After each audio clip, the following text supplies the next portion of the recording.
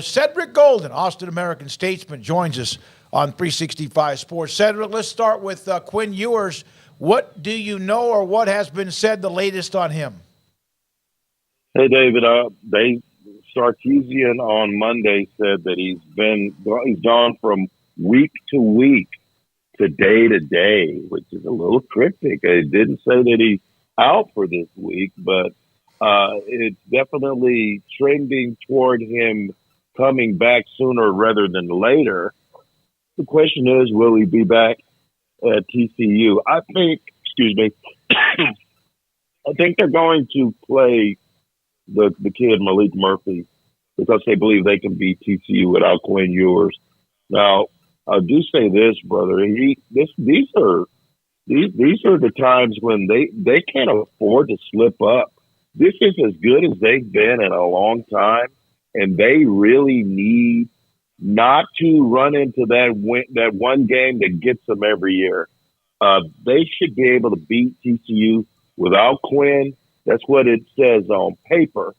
But history says that they've lost 7 of the last 9 against TCU, so including a game last year where they didn't score an offensive touchdown with B. John Robinson on the team. So I still think they're going to win the game, and I think Malik Murphy's going to play.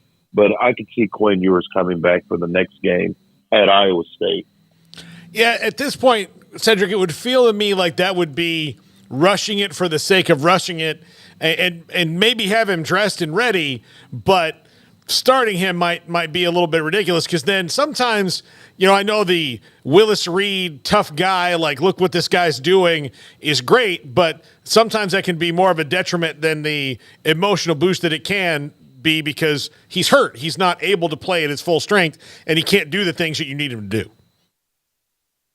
That's an excellent point, and you're showing your age by bringing up Willis Reed. These kids don't know who that is. No. Maybe Paul Pierce in a wheelchair. Yeah, maybe a little bit closer, but I know what you mean there. And there's no question he's a football player. He's pretty tough, and he's gotten hurt before. I don't know that this is as bad as the Alabama one because Alabama, we saw him in a sling for the next 3 games. He hasn't been seen in a sling the last week or so. So I think that he's probably coming back. I don't think it's this week. We got to be smart with this. You're Steve Sarkisian because the Longhorns are right where they need to be. Man, if they hadn't blown that Oklahoma game, they're in the top 4, obviously. But there are some one-loss teams that have good resumes, like Oregon, and Alabama, even though Texas beat them, that are going to be able to beat better teams than the Longhorns are going to be facing down the stretch. So they can't mess this one up.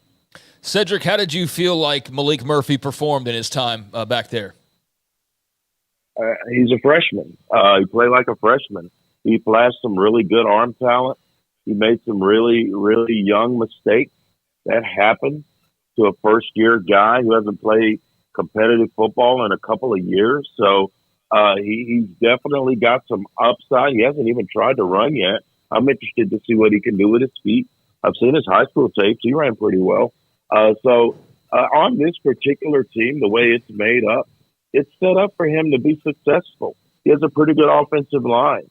He's got a running back who's already over 1,000 yards with 3 games still remaining, and a backup behind him who's explosive as well, and C.J. Baxter. So great receiving talent, A.D. Mitchell and Xavier Worthy, Jatavian Sanders at tight end. So he basically has the key to a Rolls Royce. He's just got to make sure he doesn't run into any fire hydrants. He's got a chance to quarterback this team to a 3rd straight win and not have to be the best player on the field. So I like what I've seen from him. He needs to understand what managing a game is and not try to do too much because with the teams that they have left on the schedule, he doesn't need to win games for him, but he damn sure don't need to lose games for him because that could happen if he's throwing the ball around like he was. K-State dropped 2 interceptions on Saturday. Cedric, I bumped into somebody early in the morning one day, and they're like, man, we need Ewers back. Well, of course they want him back, but Is there as much appreciation for the patience that Malik Murphy has shown, the loyalty to Texas? Is there a little bit of simmer about maybe people frustrated with him? Considering the situation, I thought he's done what he can do. He's a kid, man, and he just got started. Yep. Vince Young wasn't ready as a redshirt freshman. He was okay. He didn't get that job until after the Oklahoma game. So I think that he's done what they've asked him to do. I think he's made a couple of nice plays. I think he's played good football and he's played bad football. But that's what you get from an inexperienced quarterback. I think he's going to be way better this time next year than he is right now. But he hasn't gotten a beat yet. They have a really good defense that stood its ground and received a nice gift from Chris Kleiman when he didn't kick the tying field goal down the stretch. So they're in a position to do some special things. I think this kid has done his part. He hasn't lost a many games, and his job is to win one more game. And you have to think after that, guys, that Quinn Ewers will be back for Iowa State. Cedric, the close games has been impressive outside of Oklahoma in that they appear to be making more veteran decisions in that, and not, they could have let last week get away and it looked like it was about to, but they made big plays when they had to. They play with a different confidence now, don't they? They're an old team. They've got a bunch of guys that are seniors. They have their best players are their old guys.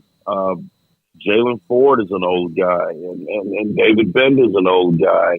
And they've got a couple of good young guys. The left tackle, Kelvin Banks, Jonathan Brooks, those guys are new to the game. Banks is in his second year, and he's an NFL prospect. They sung the blues before, and I've written this before, guys. No one wants to hear a guy sing the blues if he hasn't been through something. These guys, this senior class, they've been through it, man. They blew that 28-7 lead to OU. They lost to Kansas at home. So they don't want to go back to how bad it was. Now that things are great and they're feeling good about things and they have a chance to get out of here with a bowl game that's not played in the state of Texas, even though we'll take the Cotton Bowl, that would be, for the media, that is the best thing going. I love the Cotton Bowl. It's been 20 years since I've covered one. I love the Cotton Bowl. But I'm telling you, they have a chance to do something great. And it's the first time since they won the Sugar Bowl. And that was 2018. And Sam Ellinger said they were back. And guess what? They were not back. They were not back. That was just a great weekend in the Big Easy. They followed up with a 7-6. So it's time. It's the most talented crew that Texas football has seen since 2009 when they made it all the way to the championship game. There's no reason to think that they won't win these next three games and be in the Big 12 title game. The most talented team doesn't always win the Big 12, but Texas is undoubtedly the most talented team from top to bottom. And for the first time in a long time, they're playing through that talent. Cedric, I know hindsight's 20/20, and they're on to the next one in TCU. But what did you think of the finish to that K-State game and Chris Kleiman's decision to go for two? He cited his guys just being exhausted and they needed to get out of there. But just being there in person, kind of feeling the ebb and flow. What were your thoughts on how that game wrapped up? I can't tell a guy on the coach's team, and he knows his personnel better than any of us. But man, if I've got Will Howard dealing on Texas, and he was dealing, guys, he was dealing on that secondary. And I've got an inexperienced quarterback who's thrown it up for grabs a couple of times. I'm gonna play the long game there, even though they say to go for the win on the road. I get that, but in this circumstance, I would have kicked the field goal. I would have taken the football. I would have tried to score a touchdown, and then I would have tried to make Malik Murphy do something he's never done, and that's win a college football game when trailing. That would have been my play. But Chris Kleiman is a hell of a coach. Yeah. K-State's good every year because of him. And the second guessing wouldn't be fair to him because he knows what he has in that locker room. And he made a gutsy call, and it didn't work out. If he scores, I mean, it's like, my God, I was like, there's no way you do this. You try to go for the win on the road like Houston went for two at the end of the game. You do that. Do you feel like this, because Texas, that's a game that the last 10 years they lose that one, like maybe 6 times? Or the game with Houston, Absolutely. they don't get a break, or they don't make a break, and they probably lose that 4 out of 10 times. Is that one of the things that you also notice they're winning some of those that otherwise they burp and have a problem? Smokey, you hit it right on the nose. They don't win this game. They don't win these kind of games.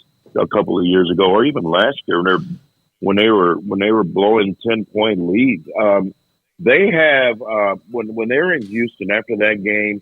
We're talking to Jalen Ford, the linebacker, in the press room, or what counted as a press room. It was a closet. I mean, it was just awful. But T'Vondre Sweat, their star defensive tackle, walks in and he goes, "Jalen Ford, we would have lost that game last year." And 3 years ago, and Ford goes, "Oh yeah, we'd have gotten beat." It's called culture, and Sarkisian has brought his culture. He's got complete buy-in. He's got good leadership on both sides of the ball. They believe in his vision. They believe in what he's selling.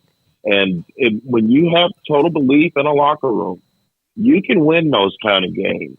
Now, it's kind of a poisonous pill. The fan base would much rather mix in some blowouts. They'd love to see a 31-17 win in Fort Worth, but I don't know that they're going to blow out TCU, because TCU always seems to show up.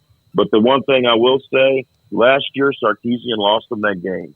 He wouldn't give Bijan Robinson the ball. He just refused to give it to him. And so I think that he learned from that. And if he's smart enough to start kicking field goals in the first half when you're up, and pocket those wins and stop trying to land the knockout blow, I think it's going to help his young quarterback, because it's easier to play as an inexperienced player when you're playing with house money and you're ahead. Cedric, as you've pointed out pretty well, I mean, there's not a lot of weaknesses on this football team. They're going to be favored the rest of the way until the postseason. But if you were to look and try to see where somebody could, crack the armor there, is it in that secondary? Is that about the only place that you would look at this point in time? Yeah, and the young quarterback. Yeah, the quarterback. Yeah, you rattle that young quarterback, and you can get some cheap turnovers. But that secondary has been struggling, guys. They've given up some chunk plays. They've been caught peeking into the backfield. Keaton Crawford was hurt this past week and didn't get to play. And I think if Max Duggan and Quentin Johnston, TCU's got a big chance to win this game. But it's not. It's Hoover and Imani Bailey and there's no Kendre Miller, and so. They lost a lot of really good guys, a lot of good players from that national runner-up. With that said, I would test Texas deep. I would test them over the middle. They've been having problems with crossing routes, chasing those guys, get them out in coverage, make those linebackers tackle one-on-one. That should be the goal, and then maybe take your shots. That's where you can really hurt Texas. But the problem is, can you hold up in time to let those routes develop? Because the pass rush has been coming on lately, and in T'Vondre Sweat and Byron Murphy II, they have two of the most disruptive defensive tackles in all of college football. And when you're getting a rush from the middle of the line, it makes it easier for those defensive ends and those linebackers to make plays. I don't know which quarterback. It could have been any quarterback that has always said, you got the blind side hits that cause a strip sack, whatever, and you have one that's coming from the right side or your face side. You see that one, but there's nothing more disruptive when it comes from right up the gut, because you back right into the backside, blind side of it's disruptive, and they're so good. And then that last play with Howard. They destroyed Kansas State, destroyed the front on that play when they went for the went for the touchdown in the overtime. Destroyed them, absolutely did. And to make your point even more, Smokey, one only needs to watch that film of Aaron Donald blowing up the middle, and there's Geno Smith, and he yells out, "Oh my God!" I mean. He saw 99, and he's like, what do you do? I mean, it's like Jason Voorhees in a teenage western movie. You know you're going to lose that one. you know, if someone's coming off the edge, that's one thing. But if you see 99 and he's got a full head of speed, can you blame Geno Smith for yelling, "Oh my God"? No. I was watching the game and I yelled, "Oh my God!" I'm sitting in there blazing for it. Yeah. Cedric, Texas blew up that play so well that I couldn't tell what they were trying to do. Like, they shredded the offensive line in that moment. And so watching it live, I was like, I don't even know what Kansas State planned to do. I couldn't even figure it out. They tackled option A, B, and C, and then blew up the ones before that. It was pretty impressive on that play. Pretty impressive. Yeah, when they're playing like that, they can beat anybody. And remember, guys, they made Jalen Milroe look average. Yep. Now that kid's a lot better now than he was now. And if I'm Texas, I wouldn't want any part of Alabama now. They figured it out. But the Longhorns can say when they walk into that CFP room, if they walk in with one loss, hey, we beat Alabama. Absolutely. What do you got to say about that? We beat Alabama by double digits on the road. If they'd beaten that Oklahoma, our conversations would be a lot different right now than they are. But they didn't beat OU, and now they're going to have to try to win with some style points, and they're not built for style points, guys. They play to the competition. They don't blow people out except for BYU. They haven't been that great against the numbers. So I think this is a chance for them to really get after an inexperienced TCU team. I think it's going to be tougher than those 11-point spread or whatever. I wouldn't touch that with a 10-foot pole. Sonny Dykes is going to be ready. He'll have something in his bag for Texas. Cedric Golden, Austin American-Statesman, also a part of the Earl Campbell Tyler Rose Award as a voter. And Speak on it, Smoak. Huh? Yes, sir. Speak on that. Yeah. We love that.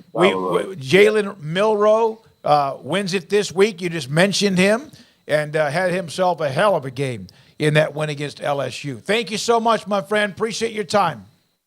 Always good to talk to you guys. Take care. Cedric Golden, Austin American-Statesman. Appreciate his knowledge of UT and the win against K-State, TCU coming up this week. When we come back, Craig